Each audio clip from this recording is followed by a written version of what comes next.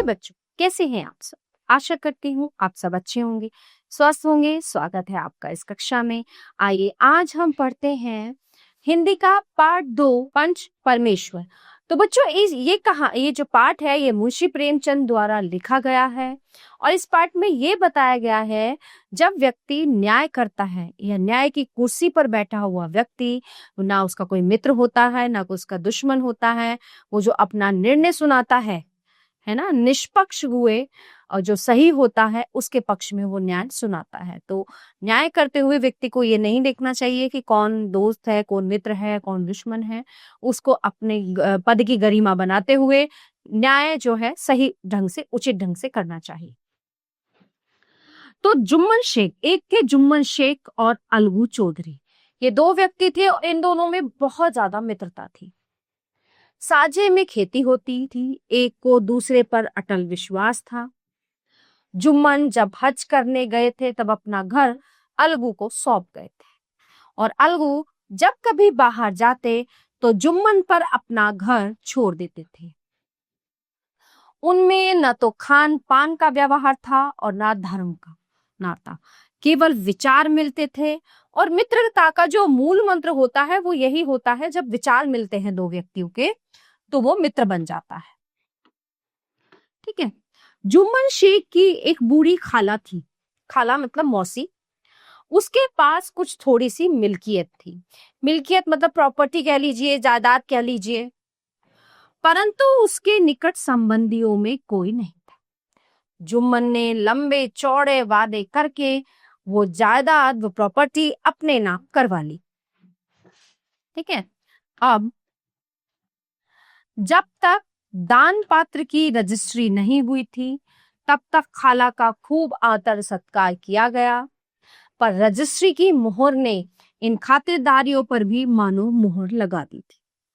अब बेचारी खाला को प्राय नित्य ही कड़वी बातें सुननी पड़ती और अपमान सहन करना पड़ता था।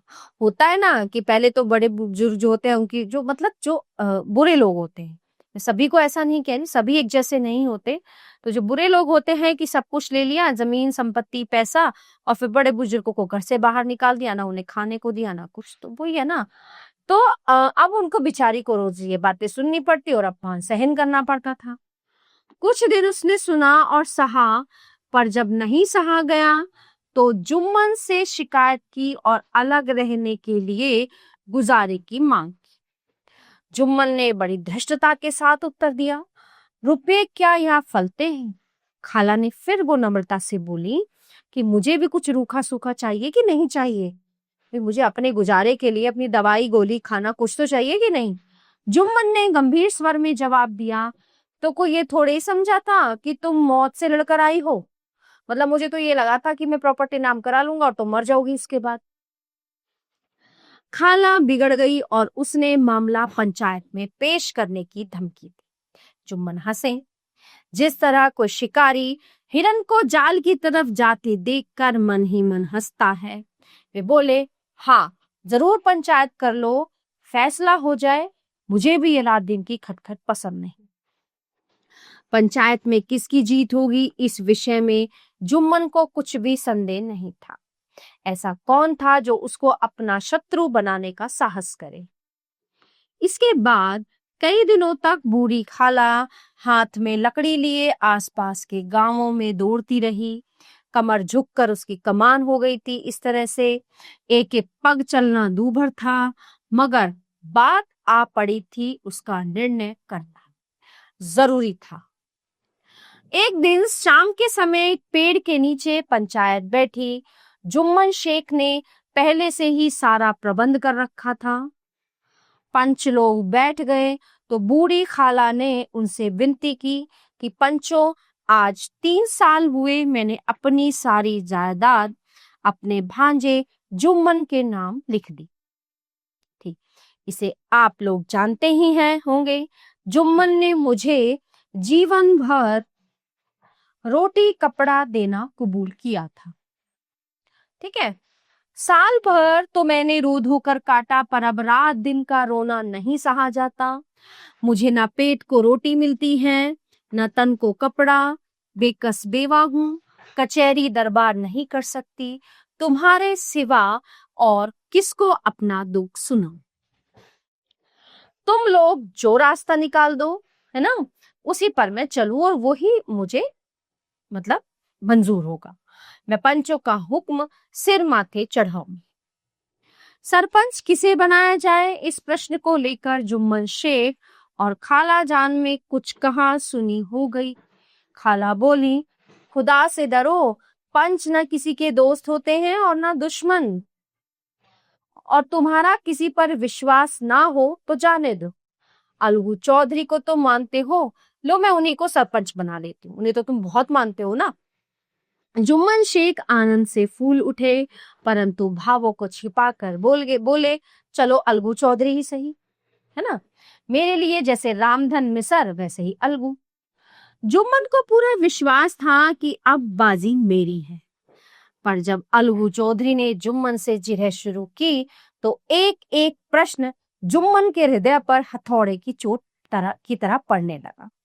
जुम्मन चकित थे कि अलगू को क्या हो गया है, ये तो मेरा दोस्त है, ये ऐसी बातें मुझसे क्यों कर रहा है। लेकिन उस समय अलगू जो है न्याय की कुर्सी पर बैठा हुआ था एक तरह से। अभी ये अलगू मेरे साथ बैठा हुआ कैसी कैसी बातें कर रहा था। इतनी ही देर में ऐसा काया पलट हो गया कि मेरी जड़ खोदने पर तुला हुआ है। क्या इतने दिनों की दोस्ती कुछ भी काम नहीं आएगी। जुम्मन शेख इसी संकल्प विकल्प में पड़े हुए थे कि अलगू ने फैसला सुनाया।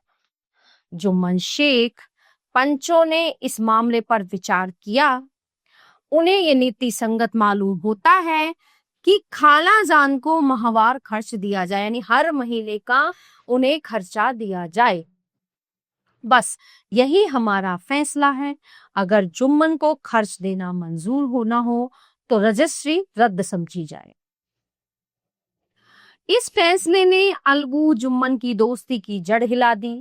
वे मिलते जुलते थे, मगर उसी तरह जैसे तलवार से ढाल मिलती है।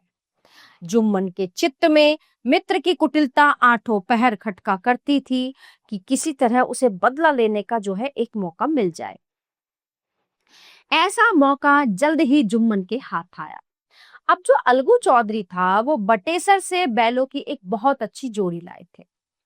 देवयोग से जुम्मन की पंचायत के 1 महीने बाद इस जोड़ी का एक बैल मर गया। अब अकेला बैल किस काम का, तो निदान ये सलाह ठहरी कि इसे बेच डालना चाहिए।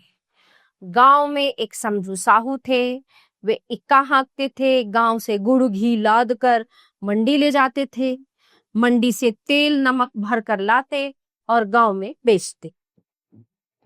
इस बैल पर उनका मन लहराया। उन्होंने सोचा ये बैल हाथ लगे तो दिन भर बेक टके 3 खेप हो। आजकल तो एक ही खेप के लाले पड़े रहते हैं। बैल देखा, बाल भोरी की पहचान कराई, मोल तोल किया और उसे लाकर द्वार पर बांध ही दिया। 1 महीने में उसके दाम चुकाने का वादा ठहराया। चौधरी को भी गरज थी ही, घाटे की उसने परवाह नहीं की कि नुकसान हुआ, घाटा मतलब कि इसमें नुकसान होगा। समझू साहू ने बैल पाया तो लगे रगेदने। वे दिन में 3-4 खेप करने लगे।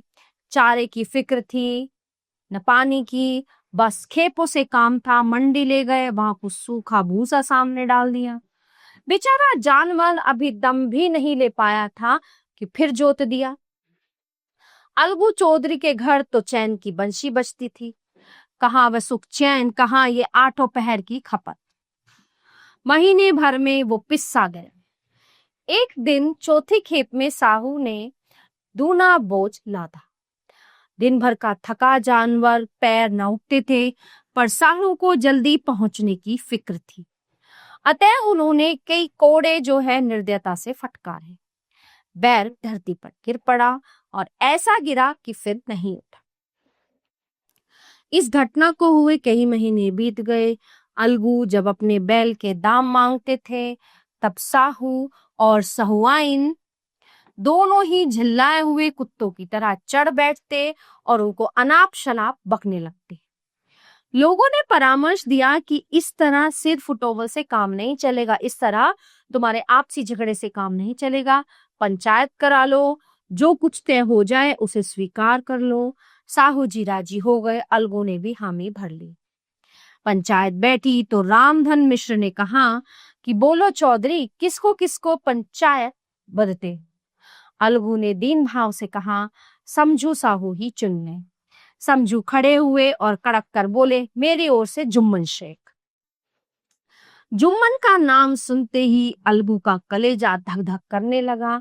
अब वो समझ गया था कि आज ये मुझसे जो है बदला लेगा, मानो किसी ने अचानक थप्पड़ मार दिया हो। किसी ने पूछा, क्यों चौधरी, तुम्हें कोई उज्र तो नहीं है? उज्र मतलब कोई ऐतराज तो नहीं है, कोई तुम्हें प्रॉब्लम तो नहीं है? तो चौधरी ने निराश होकर कहा, नहीं, मुझे क्या ऐतराज होगा। सरपंच का मुख्य आसन ग्रहण करते हुए शेख के मन में अपनी जिम्मेदारी का भाव पैदा हुआ। होता है ना, एक कुर्सी की महिमा होती है ये, कि उस कुर्सी मतलब जो गद्दी होती है न्याय की, जो राजा बैठता है, अब जिम्मेदारी का उस कुर्सी पे बैठते ही इसे जिम्मेदारी का भाव आ गया उसके अंदर।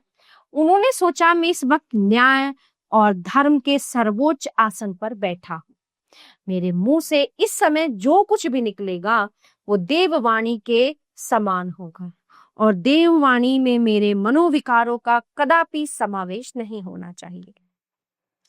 मेरा सत्य से टलना उचित नहीं है। तो उसके अंदर भी यही भावना आ गई अलगू की तरह। पंचों ने दोनों पक्षों से सवाल जवाब किए और अंत में जुम्मन ने फैसला सुना। अलगू चौधरी और समझू साहू, पंचों ने तुम्हारे मामले पर अच्छी तरह विचार किया। समझू को उचित है कि बैल का पूरा दाम दे, और जिस समय उन्होंने बैल लिया उस वक्त उसे कोई बीमारी नहीं थी। अगर उसी समय दाम दे दिए जाते तो आज समझू उसे फेर लेने का आग्रह न करते, और बैल की मृत्यु केवल इस कारण हुई कि उससे बड़ा कठिन परिश्रम लिया गया और उसके दाने चारे का जो है अच्छी तरह से प्रबंध नहीं किया गया, उसको अच्छी तरह से दाना चारा नहीं खिलाया गया। सरपंच का फैसला सुनकर अलगू चौधरी फूले ना समाये, उठ खड़े हुए और जोर से बोले, पंच परमेश्वर की जय। इसके साथ ही चारों ओर आवाज आने लगी, पंच परमेश्वर की जय, पंच परमेश्वर की जय। थोड़ी देर के बाद जुम्मन अलगू के पास आए और उनके गले से लिपट गए। अलगू रोने लगे और इन आंसुओं से दोनों के दिलों का मैल धुल गया और मित्रता की मुरझाई हुई लता फिर से पनप उठी। अब जुम्मन को भी समझ आया कि यहाँ पर बैठने का या न्याय की गद्दी पर बैठने से जो भाव है वो कैसे हो जाते हैं। तो प्यारे बच्चों, ये पाठ यहीं पे समाप्त होता है। आशा करती हूँ आपको अच्छे से समझ आया होगा। मिलते हैं अगली कक्षा में। धन्यवाद।